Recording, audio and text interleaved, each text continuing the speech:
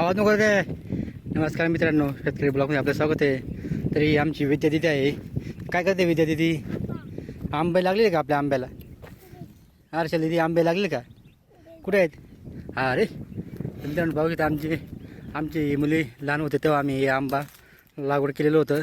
तर पाहू शकता तुम्ही त्याला लागलेले कैऱ्या.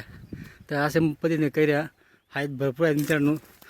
त्या आंब्याच्या झाडाच्या मानानं भरपूर कैऱ्या आहेत. आणि तर मित्रांनो पाहू शकता तुम्ही कैरी आलेले आहेत. आपण गेल्या 5 ते 6 वर्ष आंबे लागवड करून झालेले आहेत.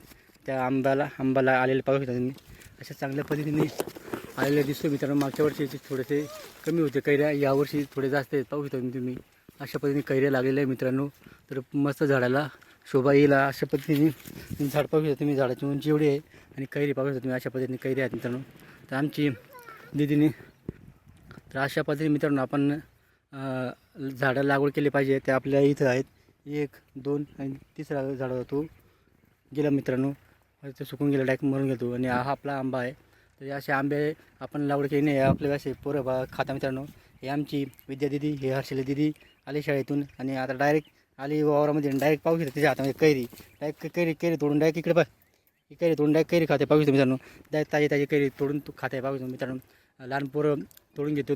एवढी उंचीचे झाडे आहेत आणि झाडाचं कैऱ्या पण असं एकदम खालीचे मित्रांनो. ते एकदम भारी अशी कैऱ्या आहेत आमच्या आंब्याला. तर अशा पद्धतीने आपण झाडं लागवड केली पाहिजे मित्रांनो, जेणेकरून आपल्या झाडांना लहान पोरंसुद्धा असं तोडून घेते कैऱ्या. अशा पद्धतीने कैऱ्या लागले मित्रांनो. तर आपण आंब्यांचे झाडं किंवा कोणत्याही फळांचे झाडं लागवड केले पाहिजे, जेणेकरून आपल्या पोरांना व आपल्याला खायला मिळते मित्रांनो. फळं विकत घेतले तर खायला मिळतात, पण जे आपले घरचे असतात ते आपण जेवढं पाहिजे तेवढं खाऊ शकतो, मन भरून खाऊ शकतो. असं फळं आपल्या शेतात लागवड केलेलं पाहिजे मित्रांनो. व्हिडिओबद्दल लाईक शेअर नक्की करा. आमच्या चॅनलला सबस्क्राईब करा. जय जवान जय किसान.